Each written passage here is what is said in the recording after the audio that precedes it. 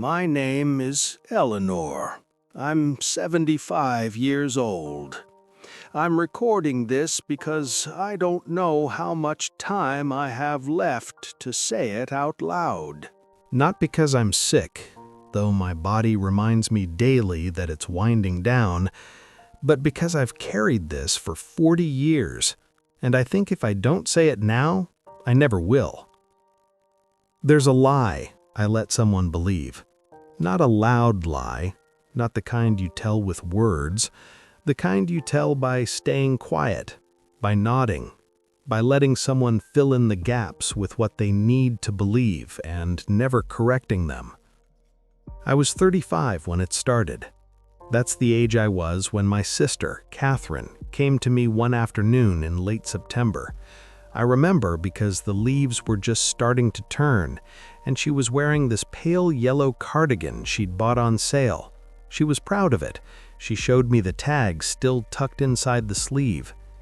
She sat down at my kitchen table, and she said, "Mom told me something before she died." Our mother had passed 3 months earlier, lung cancer. It was fast. Catherine said, "She told me she was proud of me, that I was the one who turned out right." I remember the way she said it, not boasting, just relieved, like she'd been waiting her whole life to hear it and finally had. And I didn't say anything, because our mother had said something to me too, in the hospital, 2 days before she died. She'd gripped my hand and said, "You were always the strong one, Eleanor. Catherine needed more help, but you never needed me." I didn't tell my sister that. I let her believe what she needed to believe. At the time, I told myself it was kindness, that it didn't matter, that our mother was gone, and what difference did it make who she said what to, or when, or why. But that's not really why I stayed quiet. I stayed quiet because I was tired of being the strong one, tired of holding things together, tired of watching Catherine fall apart over and over, after her divorce, after she lost her job, after every small disaster that somehow I ended up cleaning up. And I was angry that even in her last breath, my mother had given me a job. "You were always the strong one," as if that were a compliment, as if I'd chosen it. So when Catherine sat across from me in that yellow cardigan, smiling for the first time in months, I thought, let her have this. Let her think she was the favorite. Let her think just once that she got something I didn't. I poured her more tea, I asked about her week, and I never said a word. The years went by. Catherine changed after that conversation. She started standing a little taller. She went back to school, got a degree in social work. She'd call me sometimes and say, "I keep thinking about what Mom said. It makes me want to do better." And I would say, "That's wonderful, Kath." Because it was wonderful. She was becoming someone I hadn't seen in years, someone confident, someone who believed she mattered. And I told myself that I'd done the right thing, that my silence had been a gift. But the truth is, I also started to resent her. Not loudly, not in a way I could name at the time, but I'd notice small things. She stopped asking how I was doing.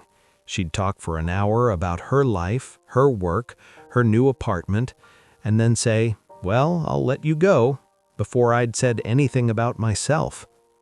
When she got married again, to a kind man named Paul, she thanked me in her speech for always being there, but she didn't ask me to stand beside her.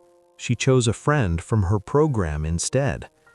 I told myself it didn't matter, but it did. I started pulling back, not in any dramatic way, just less. I'd return her calls a day later. I'd keep our conversations short. I stopped offering to help before she asked. And she didn't notice. Or maybe she did, and she thought I was busy, or tired, or just being Eleanor, independent, strong, fine on my own. The lie I let her believe about our mother became a second lie, that I didn't need her, and I never corrected that one either. It went on like that for decades. Catherine built a life. She and Paul had 2 kids. She worked at a nonprofit helping families in crisis. She'd send me pictures at Christmas, her smiling with the kids, Paul's arm around her, everyone looking so whole. I was happy for her. I was. But I also felt like I was watching her behind glass. I had my own life. I worked. I traveled some. I had friends. But I never remarried after my divorce, and I never had children. And somewhere along the way, I stopped telling people when I needed something, because if you're the strong one, people stop asking. About 10 years ago, Catherine called me one night. It was late, past 11. I remember because I'd just gotten into bed. She was crying. Paul had been diagnosed with early-onset Alzheimer's. He was 59. She said, "I don't know how to do this." And for the first time in years, I heard my sister the way she used to sound. Small, scared, the way she sounded after her first husband left, the way she sounded when Mom got sick. I drove to her house the next morning. I stayed for a week. I helped her find doctors, research care options, organize paperwork. I cooked dinners. I sat with Paul while she slept. And when I left, she hugged me at the door and said, "I don't know what I'd do without you." I thought maybe that was the beginning of something, that maybe we'd go back to being close, that maybe I could tell her, finally, what I'd been holding. But I didn't. And when I got home, things went back to the way they were. She'd call every few weeks. She'd update me on Paul. She'd ask how I was doing in that automatic way people do, and I would say, "I'm fine."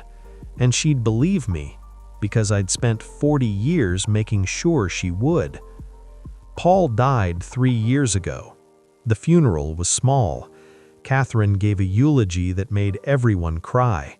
She talked about how much he loved her, how he saw her when no one else did.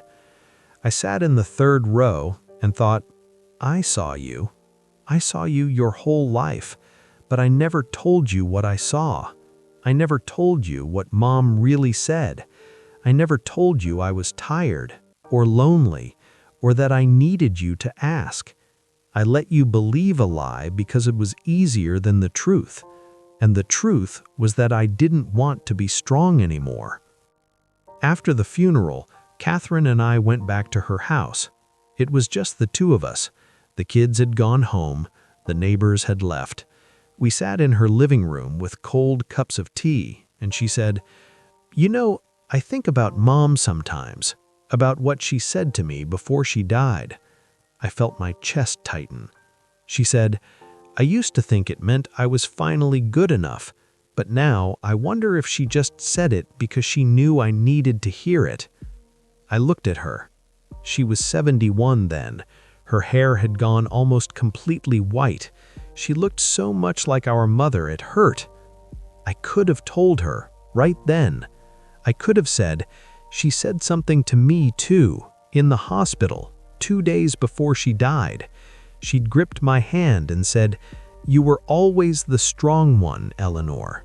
Catherine needed more help, but you never needed me.' But I didn't. And 40 years had passed.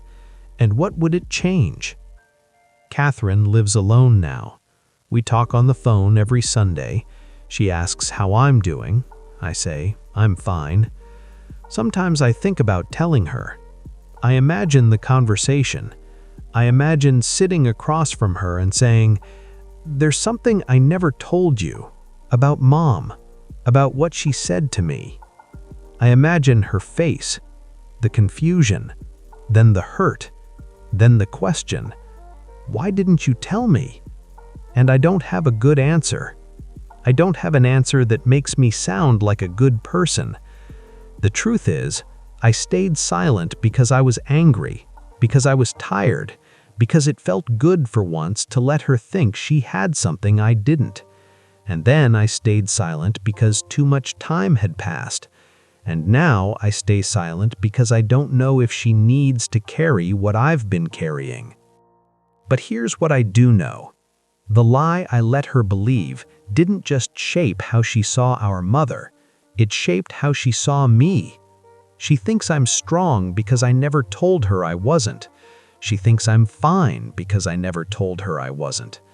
She thinks I don't need her because I never told her I did. And maybe that's the real lie, not the one about Mom, the one about me. I think about all the years we could have been close, really close. Not just sisters by blood, but sisters by choice. If I'd been honest, if I'd said, Mom told me something too, and I don't think either of us got the whole truth. If I'd said, I'm tired of being strong. If I'd said, I need you. But I didn't. And you can't get 40 years back. Last Sunday, Catherine called like she always